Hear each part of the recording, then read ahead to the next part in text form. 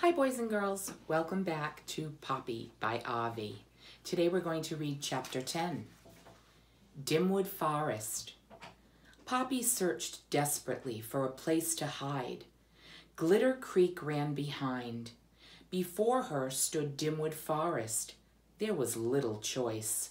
She plunged among the shadowy tree trunks and began running wildly, her only desire to put as much distance between herself and Mr. Ocax's tree as possible.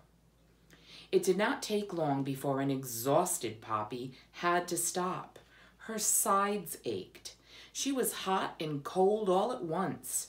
Her heart felt as though it would break out through her ribs. Gasping for breath, she crept beneath a leaf, then peered about to see where she had come. It was as if the sun had been stolen. Only thin ribbons of light seeped down through the green and milky air syrupy with the scent of pine, huckleberry, and juniper. From the rolling emerald carpeted earth, fingers of lacy ferns curled up, above which the massive fir and pine trees stood, pillar-like, to support an invisible sky. Hovering over everything was a silence as deep as the trees were tall. Poppy gazed at it in awe. She was not sure what she'd thought Dimwood Forest would be like. She knew only that she'd never imagined it so vast, so dense, and so dark. The sight made her feel immensely isolated and small. Feeling small made her a part of all she saw. Being part of it made her feel immense. It was so terribly confusing. The silence was broken by the sound of sharp tapping. Poppy ducked, but nothing happened. From another direction came a yelp, a screech. Poppy shivered. Closer still was the smothered scurry of something slithery and unseen. A tree groaned, a branch snapped. There was the passing scamper of little feet.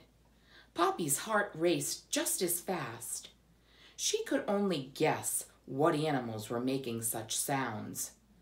Automatically, she thought of porcupines, recalling vividly the frightening picture her father had shown the family. Had not Mr. Ocax given a special warning about a particularly bloodthirsty porcupine he'd seen recently in the forest? He had. Poppy grew even more tense. She had to find a place to regain her composure. Anxiously, she gazed about for a safe place to rest. What she found was a massive boulder, its top half matted with dark moss, its lower part embedded in earth. Beneath it was a hollow. You can see little tiny Poppy down at the bottom.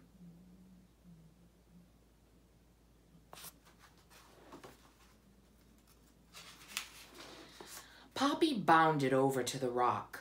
Close up, the hollow proved to be more like a cave, utterly dark at the at the deep end. What was there? She edged forward, sniffing the air. She froze. A distinct animal smell alarmed all her senses. Unable to identify what it might be, she listened intently, ears flicking this way and that. Seeing and hearing nothing, she crept slowly forward until she was completely inside the cave. Was anything there? Only when she was quite certain nothing was did she begin to clean herself. Mr. Ocax, from a hiding place on the far side of Dimwood Forest, watched the barn at Newhouse intently. His nervous talons clenched and unclenched the branch upon which he was perched. At first he tried to deny the fear he felt inside him, but it was growing too fast. It could not be denied that he, Ocax, the great horned owl, should feel fear made him livid. It was for others to be fearful, not him. "It's unfair," he hissed, "unnatural."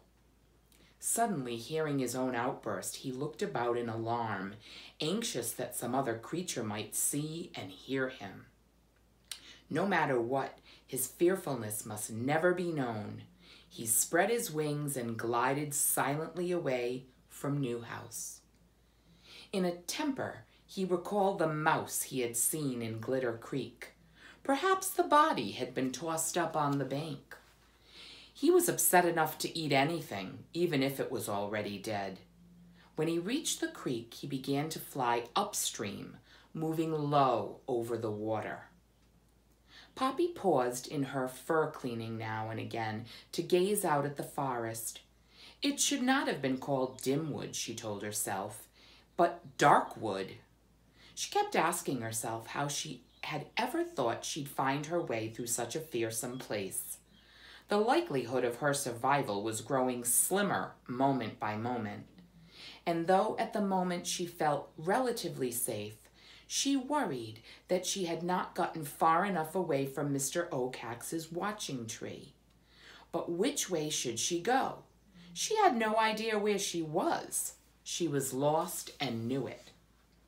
She recalled the vow she'd made on Bannock Hill, never to leave home again. She considered going back. She wanted to. But then she thought about what would happen if she did return with nothing to report to Lungwort about Mr. Ocax. Life would be miserable. Poppy sighed.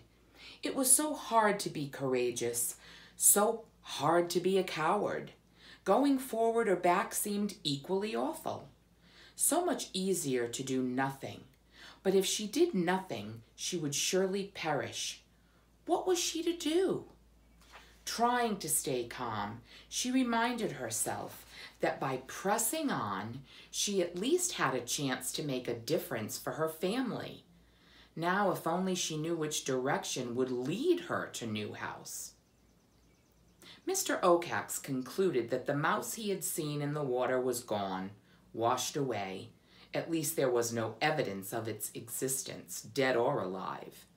In any case, he was still so upset by what he had seen at Newhouse that he found it hard to concentrate on searching. His head ached. All he could think about was getting some sleep. He would go home. He flew deep into Dimwood Forest, moving in a northerly direction. Poppy peered nervously out from beneath the boulder. "If this is midday," she said to herself, "I'd hate to be in the forest at night." She considered staying and sleeping for a while, but the distinct smell of other animal made her too nervous. It certainly seemed not to be about, but what if it came back while she was sleeping? Too risky. If she wanted to sleep, and she did, she'd have to find a better place. Checking in all directions, paying particular attention to the angle of the slanting rays of sunlight, and knowing that moss grew on the north side of trees, Poppy made her mind up that she could make a rough determination as to which way east was, the direction from which she had come. As she recalled the lay of the land, Newhouse was to the north. She would go north, hoping for the best. Mr. Ocax, came to a rest on the gray, lifeless tree. A snag, that was his nest, with its top broken off. The snag rose twice as high as a blackberry bush from the ground. A high hole served as an entrance to its hollowness. For a while the owl sat at the edge of his nest and stared moodily before him, thinking only about what he had seen at Newhouse. Just to think about it made him tense. He felt he was in grave danger. The question was, what kind of danger? Was he about to lose his food? Would he have to fight? If he did, he knew he might be defeated. If he was defeated, would he have to move to another territory? Was there anything he could do about the situation? It was all so painful to contemplate. Fretful, the owl scanned his neighborhood, paying special attention to a very large, hollow log on the ground, not far from his snag. Its ancient thick bark was rust-colored and encrusted with yellow fungus that looked like stubby angel wings. A clutch of pale mushrooms grew from the rotting soil around it. Just the thought of the creature who had recently come to live in the log made Mr. Oakax angry. It was as if the whole world were ganging up on him. Too tired to think about that now, Mr. Oakax dropped down into his nest. Feeling safe there, it did not take long to fall into a restless sleep. Poppy made her way northward through the forest in short runs. She could only hope she'd chosen the right direction. Sometimes she paused to eat, but she felt too insecure to stop for long. Her toes ached with tension. An hour later, Poppy stopped to nibble on some pine seeds. As she ate, she noticed a huge log, partially embedded in the earth, covered with yellow fungus. It seemed very old, and it appeared to be hollow. Does that sound familiar? Poppy considered it. If the log was unoccupied, it might be the perfect place for her to rest with safety. Then she noticed the remains of a large gray tree. Its top was gone, and it had a hole in its side. It might be safer than the log, but after studying it, Poppy decided the hole was too high for her to climb to. The log would be better.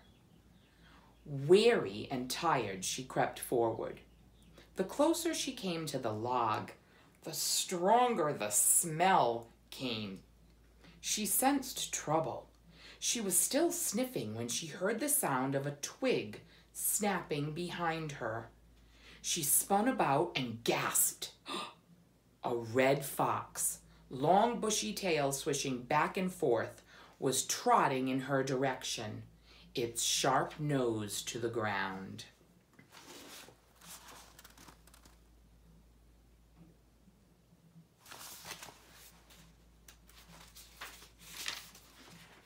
Poppy understood immediately. The fox was following her scent. Turning back, Poppy took a flying leap that landed her right at the log's open end. The fox, hearing and then seeing her, barked sharply and closed in, its lips drawn back from its sharp teeth. Poppy stood trembling before the log. Every instinct in her body warned her not to enter. When she looked back, however, the fox was almost upon her. There was no time to waste. She dived into the log. The fox stuck its nose in after her, its barking booming about Poppy like a cannonade. Trying to get away, she moved deeper into the musky dark. Suddenly, she stopped. At the far end of the log, she heard the distinct sound of heavy breathing. It was exactly what she had feared. Another creature was already in the log. Hastily, she turned toward the opening. She never reached it. The fox's lollying red tongue and sharp white teeth barricaded the way. Poppy started back into the log's darkness. The breathing and rattling were drawing nearer. She was trapped. That's the end of chapter 10.